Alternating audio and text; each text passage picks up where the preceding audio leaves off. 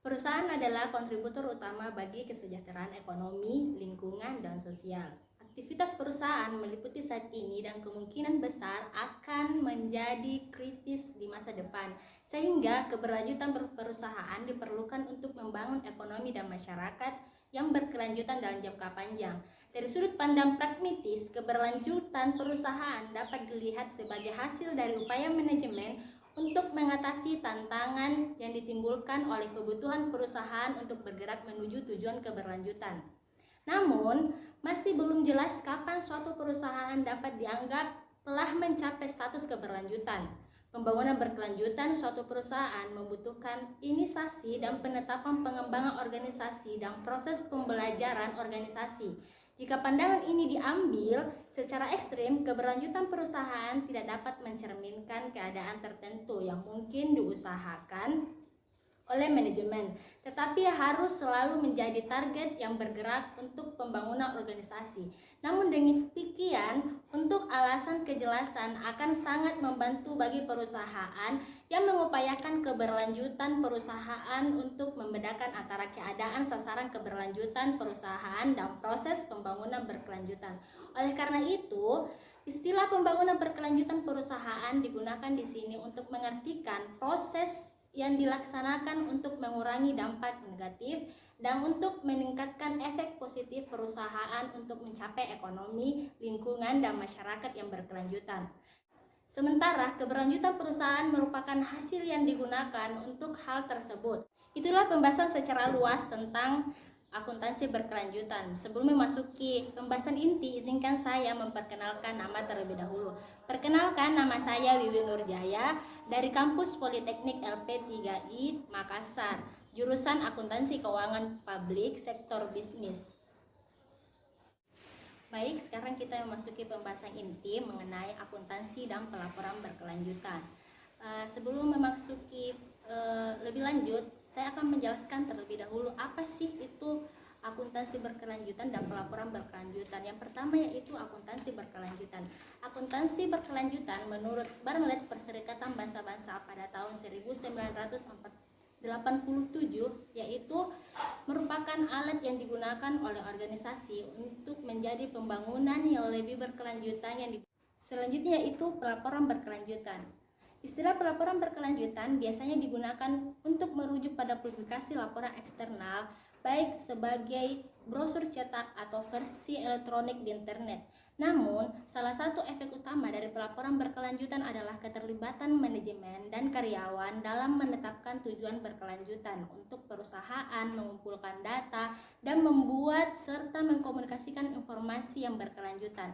Desain pelaporan berkelanjutan ini yaitu dalam pihak eksternal harus mempertimbangkan keterkaitannya dengan komunikasi internal dan proses pelaporan. Baik, pembahasan yang pertama yaitu perkembangan histori akuntansi dan pelaporan berkelanjutan. Perlu diakui bahwa akuntansi telah lama disajikan secara konvensional untuk digunakan oleh manajemen maupun pihak eksternal. Pelaporan keuangan didasarkan pada informasi akuntansi yang dikumpulkan dalam organisasi dan kemudian disiapkan untuk disajikan kepada pihak eksternal melalui pengungkapan dan pelaporan eksternal. Informasi yang diungkapkan mencakup sejumlah pernyataan yang terkait dengan aktivitas keuangan organisasi. Secara khusus, laporan posisi keuangan atau neraca menunjukkan posisi keuangan organisasi pada tanggal tertentu, dan pelaporan kinerja keuangan atau laporan laba rugi memberikan informasi tentang arus masuk dan arus keluar keuangan organisasi dan periode tertentu. Keduanya didasarkan pada informasi akuntansi berbasis akrual yang dirancang untuk mencerminkan dampak keuangan dari transaksi pada aset, kewajiban, dan ekuitas perusahaan saat terjadi. Keterpisahan dalam formasi tentang pergerakan kas dalam suatu periode tercermin dalam laporan arus kas, yang juga merekonsiliasi saldo kas awal dan akhir. Selama bertahun-tahun, aturan khusus telah diadopsi oleh Badan Akuntansi Profesional dan regulator tentang bagaimana transaksi tertentu harus dipertanggungjawabkan untuk menjaga kredibilitas laporan keuangan dan organisasi di mata pembaca eksternal. Perubahan akuntansi konvensional telah mengambil bentuk. akuntansi dan pelaporan lingkungan sebagai dasar untuk pelaporan lingkungan eksternal dan penekanan utama pada dampak lingkungan dan kinerja yang diperluas dinyatakan dalam istilah fisik dan kuantitatif, dan pelaporan triple bottom line yang memperkenalkan pernyataan ekonomi, sosial, dan lingkungan yang terpisah untuk organisasi. Akuntansi pengelola lingkungan atau EMAH dalam pelaporan lingkungan bagaimanapun juga merupakan bagian penting dan perhitungan dari pelaporan berkelanjutan. Selanjutnya yaitu mengenai metode akuntansi lanjutan, di mana Gray pada tahun 1993 mengidentifikasi 3 metode yang berbeda dari akuntansi berkelanjutan, yaitu yang pertama yaitu biaya berkelanjutan, di mana biaya berkelanjutan adalah biaya untuk memulihkan bumi ke keadaan semula sebelum dampak organisasi, yaitu jumlah uang yang harus dikeluarkan organisasi pada akhir periode perhitungan akuntansi untuk menempatkan biosfer kembali ke posisi semula pada awal periode akuntansi. Yang kedua yaitu akuntansi persediaan modal alam, di mana masing-masing organisasi untuk membuat catatan nasional tentang investasi alam. Pengaruh akuntansi konvensional terhadap akuntansi persediaan modal alam terbukti pada penerapan konsep pemeliharaan modal atau serta penggunaan alat akuntansi manajemen pengendalian persediaan. Dengan menggunakan aksioma berkesinambungan yang kuat, konsep pemeliharaan modal ini dapat diterapkan pada setiap kategori modal atau alam dan buatan manusia, dengan mengakui bahwa peluang untuk menggantikan modal fisik atau keuangan buatan manusia dengan modal alam terbatas. Yang ketiga yaitu analisis masukan keluaran atau input-output. Input-output memperhitungkan aliran fisik, material, dan input energi serta output produk dari limbah dalam unit fisik. Ini bertujuan untuk mengukur semua masukan bahan ke dalam proses dan keluaran barang jadi, emisi, dan bahan daur ulang untuk limbah yang dibuang. Arus sumber daya dicatat menggunakan unit volume, meskipun akuntansi dalam unit keuangan dianggap layak. Analisis input output menggunakan teknik penyimbangan yang akrab bagi akuntan, menerapkan prinsip apa yang masuk harus keluar, memberi pendekatan disiplin dalam menyediakan informasi lingkungan. Pembahasan yang selanjutnya yaitu 2 jalur utama pengembangan akuntansi berkelanjutan. 2 jalur utama untuk pengembangan akuntansi berkelanjutan dapat dibedakan. Yang pertama yaitu mengadopsi perspektif teori krisis, di mana para ahli teori krisis berpendapat bahwa akuntansi berkelanjutan perusahaan adalah penyebab dan sumber berkelanjutan masalah perusahaan.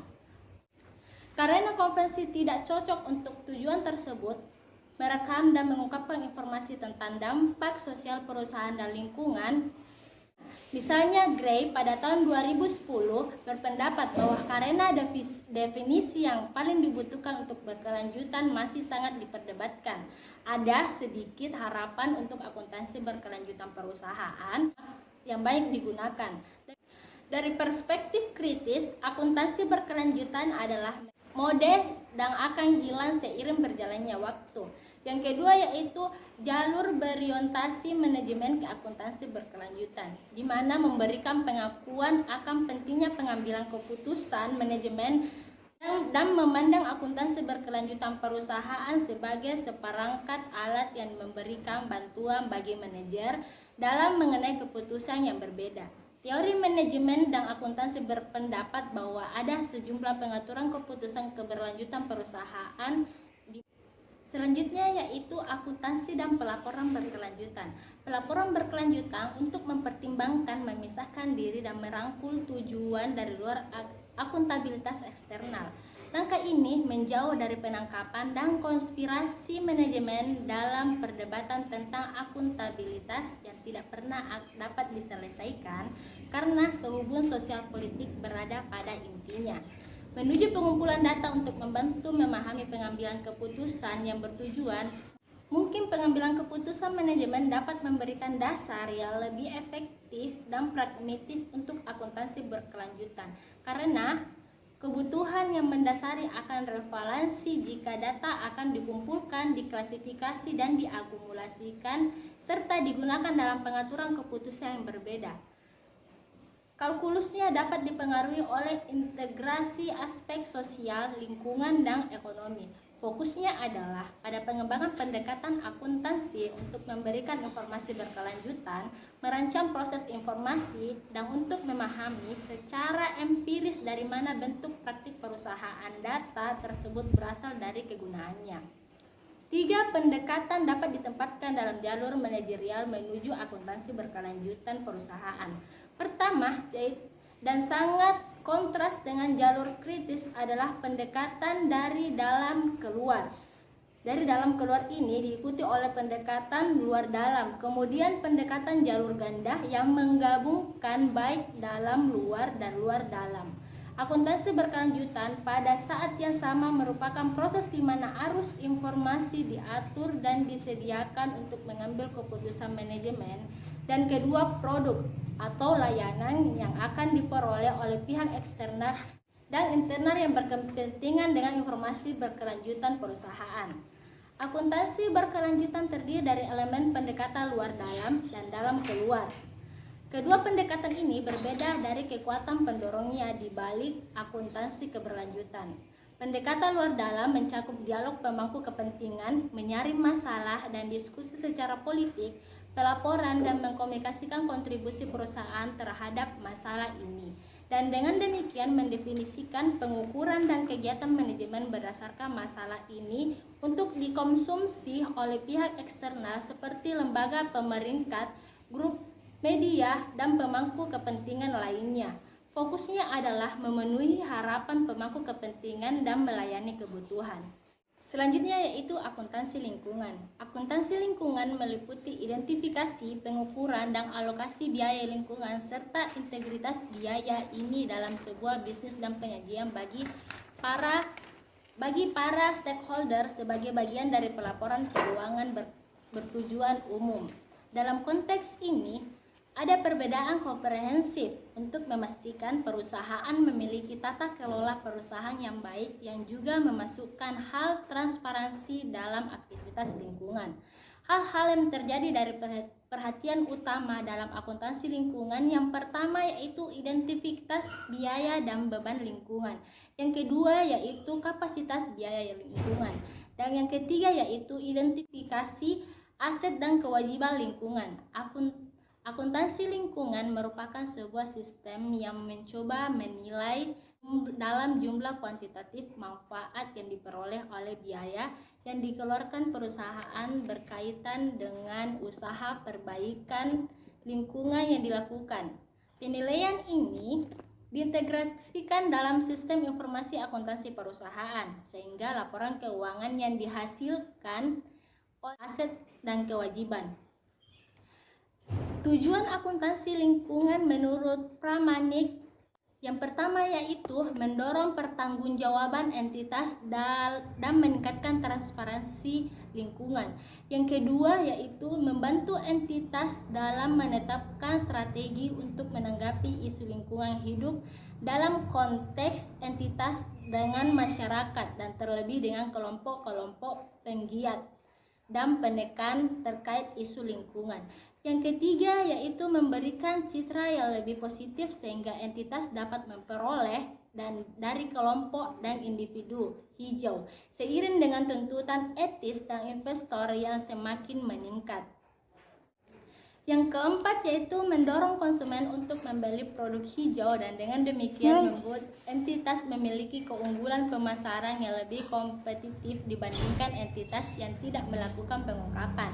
Yang kelima yaitu menunjukkan komitmen entitas terhadap usaha perbaikan lingkungan hidup. Dan yang terakhir yaitu mencegah opini negatif publik mengingat perusahaan yang berusaha pada area yang beresiko tidak ramah lingkungan pada umumnya akan menerima tantangan dari masyarakat. Selanjutnya yaitu pelaporan lingkungan hidup. Informasi mengenai tanggung jawab sosial perusahaan dan aktivitas lingkungan hidup perusahaan semakin diperlukan saat ini. Informasi dan indikator-indikator yang disajikan memberikan gambaran yang lebih lengkap mengenai bagaimana manajemen perusahaan mengelola isu lingkungan yang efektif, serta dipertimbangkan resikonya terhadap kelangsungan hidup perusahaan. Para pemangku kepentingan atau stakeholder ingin melihat bagaimana perusahaan memberikan sumbangsih dalam lingkungan sosial tempat perusahaan beroperasi. Adanya berbagai cara penyampaian informasi mengenai aktivitas lingkungan hidup yang dilakukan perusahaan. Perusahaan juga dapat menyampaikan melalui sejumlah makalah, laporan-laporan berkala, dan yang paling sering digunakan adalah menyampaikan melalui situs web. Perusahaan skala besar cenderung melaporkan lebih banyak informasi mengenai aktivitas lingkungan mereka dalam laporan tahunan dibandingkan perusahaan skala menengah, meskipun masih cenderung menyajikan data kuantitatif dibandingkan data kualitatif. Laporan mengenai lingkungan hidup merupakan salah satu jenis informasi non-keuangan yang semakin dibutuhkan dan juga digunakan oleh masyarakat untuk melihat nilai-nilai perusahaan dalam tata kelola, tata nilai, strategi, dan komitmen perusahaan menjawab isu lingkungan dan sosial. Pengelolaan isu lingkungan ini yang baik akan ditanggapi positif oleh investor dan dianggap sebagai berkurangnya risiko. Dalam hal ini, penyampaian melalui laporan tahunan merupakan media yang paling disukai karena dianggap paling efektif dan dianggap paling kredibel. Itulah tadi pemaparan materi singkat mengenai akuntansi dan pelaporan berkelanjutan. Sekian dan terima kasih. Wassalamualaikum warahmatullahi wabarakatuh.